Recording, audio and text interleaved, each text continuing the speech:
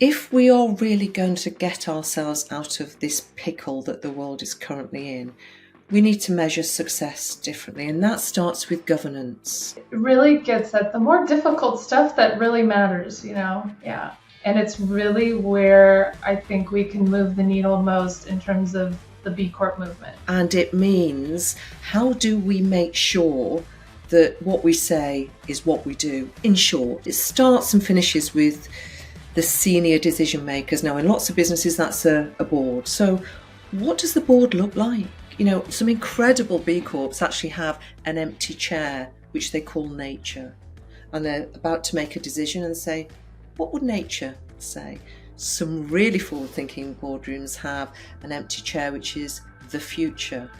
What would that look like for my children? It's all about who holds the power in your organization and is that equitable? So the composition of the board, the way that the board's performance is measured. Are your senior decision makers rewarded for just numbers, or are they rewarded for how much volunteering is happening in the business? The reduction in the carbon footprint of the business, the reduction in waste, and those kind of things.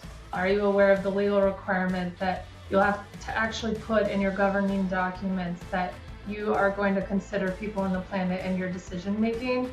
That is always just so key, because the reason it's so key is because it puts everything about B Corp into just one question. Are you willing to really put your money where your mouth is, right? Governance for me is like the foundations of a house. If your foundations are dodgy, your house isn't going to last very long.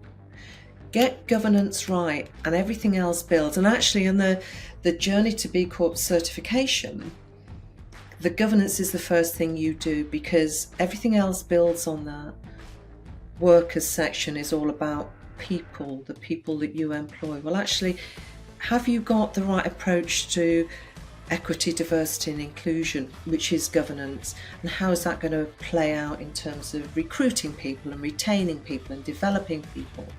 So get the first bit right and then build your first floor, which is looking at your employees and your customers and the environment and your communities.